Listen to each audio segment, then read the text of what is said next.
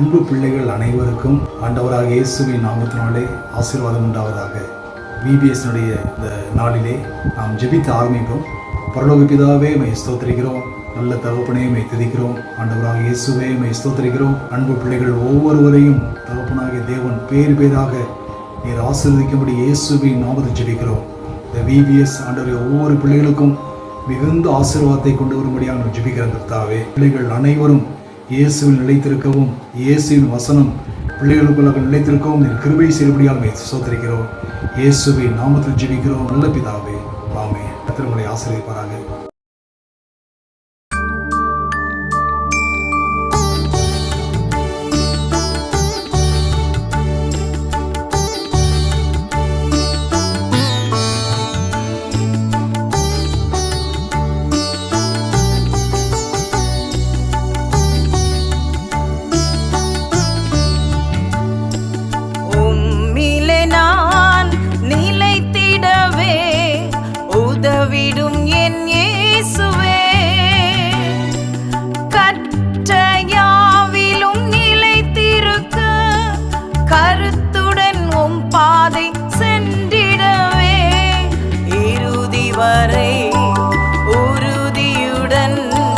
சாட்சியாய் வாழ்ந்திட அருள் புரியும். இறுதி வரை உறுதியுடன் சாட்சியாய் வாழ்ந்திட அருள் புரியும்.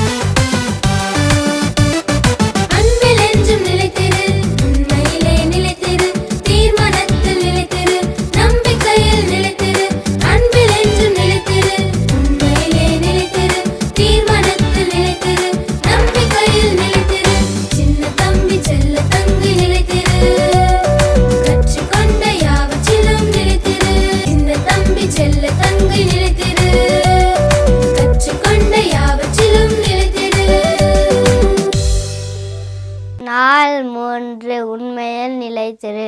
பொய் உதடுகள் கர்த்தருக்கு அருவருப்பானவைகள், உண்மையாய் நடக்கிறவர்களோ அவருக்கு பிரியம். நீதிமொழிகள் 12:22. தம்பி சொன்ன வசனத்துல எது கர்த்தருக்கு பிரியமானவைகள்னு தெரிஞ்சுக்கிட்டீங்களா ஃப்ரெண்ட்ஸ்?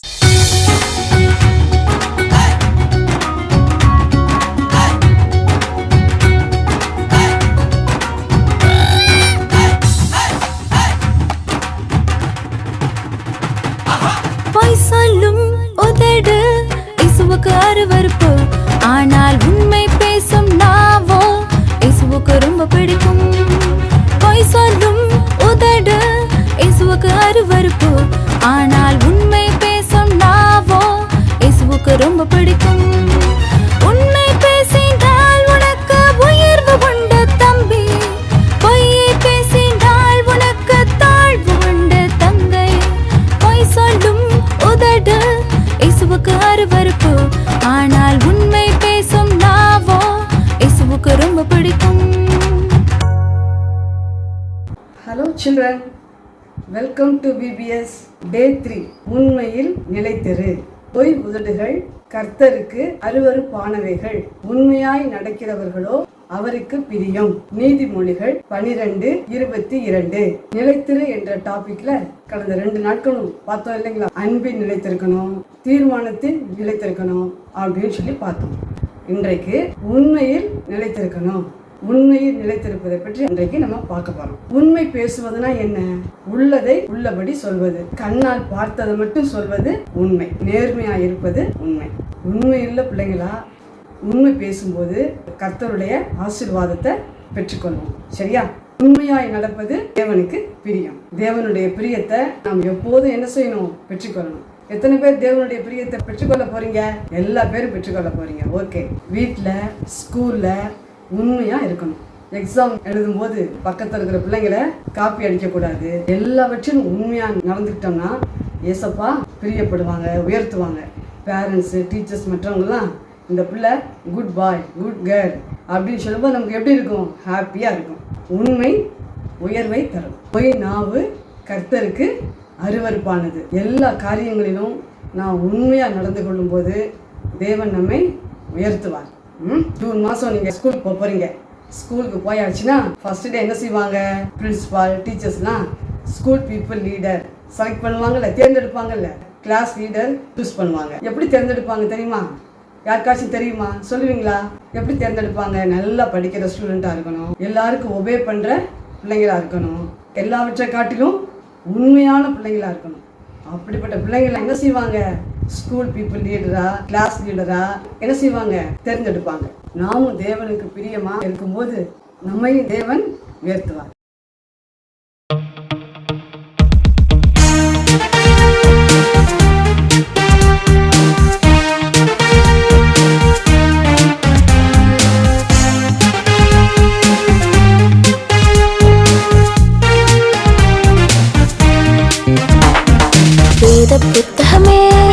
வேத புத்தகமே விலை மதியாத செல்வம் நீயே.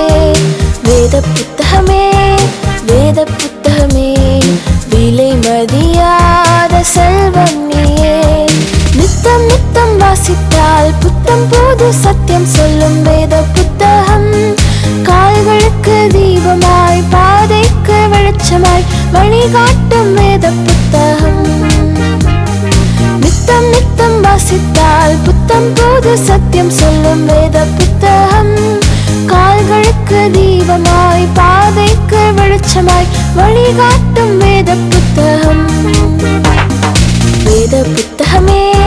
வேத புத்தகமே விலை மதியாத செல்வம் நீயே. வேத புத்தகமே விலை மதியாத செல்வம் நீயே.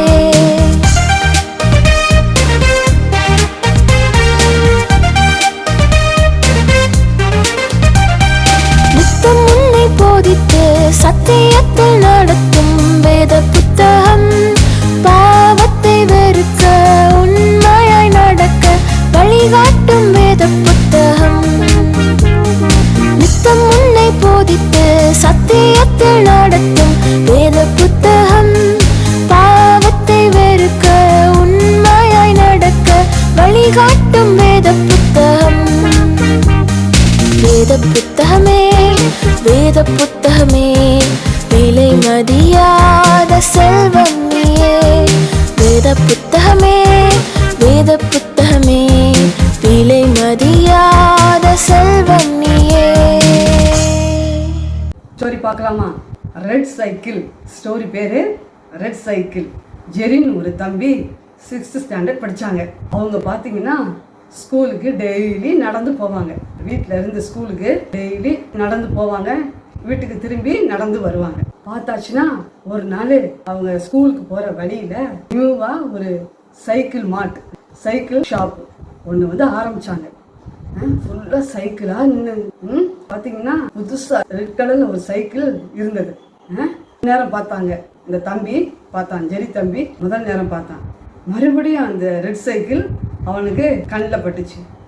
இந்த சைக்கிள் இருந்தால் நமக்கு ரொம்ப நல்லா இருக்குமே, எல்லா பேரும் சைக்கிளில் வர்றாங்களே, நம்ம மட்டும் நடந்து வர்றோமே, ரொம்ப தூரமாக நடந்து வர்றோமே அப்படின்னு சொல்லி பார்த்துக்கிட்டே இருக்காங்க. ஸ்கூலுக்கு போகும்போதும் பார்ப்பான், வீட்டுக்கு திரும்பி வரும்போதும் இந்த சைக்கிளை பார்ப்பான். பார்த்தாச்சுன்னா உங்கள் அம்மாட்ட வந்து, அம்மா எனக்கு நீங்கள் ஒன்று வாங்கி தரணும். என்னப்பா தம்பி, என்ன வேணும்னு சொல்லு அப்படின்னு சொல்கிறாங்க அம்மா. நான் ஸ்கூலுக்கு போகிற வழியில் சைக்கிள் கடை ஓப்பன் பண்ணியிருக்காங்க, ரெட் கலர் சைக்கிள் சூப்பராக இருக்குமா, அந்த சைக்கிளை நான் பொண்ணு சீக்கிரம் நான் ஸ்கூலுக்கு போவேன், டயர்ட் ஆகாது, நான் குயிக்காக நான் வீட்டுக்கு வந்துடுவேன் அப்படின்னு சொல்லிட்டு அம்மாட்ட சொன்னாங்க. அம்மா சொன்னாங்க, சரி தம்பி, நம்ம ஏசப்பாட்ட கேட்போம், ஏசப்பா நமக்கு நிச்சயமாக அந்த சைக்கிளை கொடுப்பாங்க அப்படின்னு சொல்லி அம்மா சொன்னாங்க. சரிங்கம்மா அப்படின்னு சொல்லிட்டு இந்த ஜெரி தம்பி பார்த்தீங்கன்னா நம்ம கண்டிப்பாக இந்த ரெட் சைக்கிள் கிடைக்கும் அப்படின்னு சொல்லி உறுதியாக இருந்தாங்க. ஒரு நாள் பார்த்தீங்கன்னா ஒரு நாள் சாட்டர்டே ஸ்கூல் வச்சுருந்தாங்க, ஆஃப் டே. மத்தியானம் பார்த்தீங்கன்னா வீட்டுக்கு வரும்போது ரோட்டில் நடந்து வந்துக்கிட்டே இருக்காங்க. இந்த ஜெரி தம்பி நடந்து வந்துக்கிட்டே இருந்தான். பார்த்தீங்கன்னா மரத்துலேருந்து காஞ்சி போன இலையெல்லாம் உதிர்ந்து கிடந்தது. கால் வலிக்கிறதுனால எடுத்துக்கிட்டே வந்தான். இலைய வந்து ஷூவை வச்சு தள்ளிக்கிட்டே வந்தான். வந்துக்கிட்டே இருக்கும்போது பார்த்தீங்கன்னா திடீர்னு ஒரு பர்ஸு கிடந்தது. அந்த பர்ஸை போய் எடுத்தான். என்னது பர்ஸ் இருக்குதே அப்படின்னு சொல்லி பர்ஸை பார்த்தாச்சுன்னா நிறைய உள்ள என்னப்பா இருக்கு, நிறைய பணமாக இருக்குது. அண்ணே ஜெரி தம்பி, ஆஹா நம்ம வந்து ஏசப்பாட்ட கேட்டோம், சைக்கிள் வாங்குறதுக்கு தான் இந்த பணங்களையெல்லாம் ஏசப்பா கொடுத்துருக்காங்க, கீழே விழுந்து கிடக்கு, நம்ம குயிக் அன்னைக்கே போய் அந்த சைக்கிளை போய் வாங்கிக்கலாம் அப்படின்னு சொல்லிட்டு அந்த பர்ஸை எடுத்துட்டு என்னப்பா செய்கிறாங்க இந்த தம்பி, வேகமாக ஓடி வர்றாங்க, இலக்க ஓடி வர்றாங்க. வீட்டுக்கு வந்தோடனே அம்மா ஒரு குட் நியூஸ்மா. என்னப்பா தம்பி சொல்லு அப்படின்னு சொல்லி சொன்னாங்க. அம்மா நான் வந்துக்கிட்டே இருக்கும்போது ஒரு பர்ஸு கீழே கிடந்தது, நான் இதை பார்த்து எடுத்தேன், இதுக்குள்ளே நிறையா பணமாக இருக்குது அப்படின்னு சொல்லி ஜெரி சொன்னான். இப்போவே கிளம்புங்கம்மா, பார்த்தீங்களா ஏசப்பா நமக்கு சைக்கிள் வாங்குறதுக்கு தான் இந்த பணத்தை கொடுத்துருக்காங்க, நம்ம போய் வாங்கிட்டு வந்துடலாம் அப்படின்னு சொல்லி சொல்லும்போது அம்மா சொன்னாங்க, ஜெரி அவசரப்படாத, இது யாரோடதுன்னு கண்டுபிடிக்கணும் இல்லைங்களா, பர்ஸை தொலைச்சவங்க தேடுவாங்கல்ல, அதனால இது யார் உரிமையாளரோ அவங்கள்ட்ட நம்ம வந்து திருப்பி கொடுக்கணும்ல அப்படின்னு சொல்லிட்டு அம்மா சொன்னாங்க. அப்படியாம்மா அப்படின்னு சொல்லி ஜெரி அக்செப்ட் பண்ணிக்கிட்டான். ஜெரி அம்மா பர்ஸை திறந்து பார்த்தாங்க, ஃபுல்லாக மணியாக இருந்தது. அதுக்குள்ளே பார்த்தீங்கன்னா ஒரு ரிசிப்ட் இருந்தது, நேமும் ஃபோன் நம்பரும் இருந்தது. சரி பரவாயில்ல, இந்த நம்பருக்கு கால் பண்ணனா கொடுத்துட்டு வந்துடலாம் அப்படின்னு சொல்லி என்னப்பா சொன்னாங்க, நம்பருக்கு அடித்து ஃபோன் பண்ணாங்க ஜெரி அம்மா. அந்த அம்மாவுக்கு ஃபோன் பண்ண உடனே அந்த அம்மாட்ட, அம்மா இந்த பர்ஸு உங்களுடைய தானா அப்படின்னு கேட்டாங்க. அந்த அம்மா பார்த்தீங்கன்னா வயதான அம்மா. அவங்க என்னப்பா செஞ்சுருக்காங்க, பேங்க்லேருந்து வரும்போது அவங்க பென்ஷன் வாங்கின பணத்தை எல்லாம் பர்ஸில் வச்சு கொண்டு வரும்போது கீழே தவறி விழுந்துருச்சு. அதனால் அம்மா ரொம்ப ரொம்ப நன்றிங்கம்மா அப்படின்னு சொன்னோன்னே, நாங்கள் நாளைக்கு வந்து நான் என் பையனோட வந்து உங்கள்கிட்ட நான் கொடுத்துட்றேன், மணி பர்ஸை கொடுத்துட்றேன் அப்படின்னு சொன்னாங்க ஜெரி அம்மா. உடனே அந்த பாட்டி வந்து தேங்க்யூம்மா அப்படின்னு சொன்னாங்க. ஜெரி அம்மா சொன்னாங்க, பத்தியா ஜெரி, உண்மையுள்ள மனுஷன் வந்து பரிபூர்ண ஆசீர்வாதங்களை பெறுவான், நம்ம வந்து உண்மையாக இருந்திருக்கோம் பத்தியா அப்படின்னு சொன்னோன்னே நெக்ஸ்ட் டே பர்ஸை எடுத்துகிட்டு ஜெரியும் அம்மாவும் போனாங்க. அந்த பாட்டி வீட்டுக்கு போயிட்டாங்க. பாட்டி வந்து உட்கார சொன்னாங்க. உட்காந்து வெல்கம்லாம் பண்ணி காஃபிலாம் கொடுத்து, அம்மா நேற்று பையன் எடுத்துகிட்டு வந்தான் அப்படின்னு, ரொம்ப ரொம்ப நன்றிங்கம்மா. அந்த பாட்டி என்னப்பா செஞ்சாங்க, நீங்கள் உண்மையாக இருந்ததுக்கு ரொம்ப ரொம்ப நன்றி அப்படின்னு சொன்னாங்க. ஏசப்பா உங்களை ஆசீர்வதிப்பாங்க.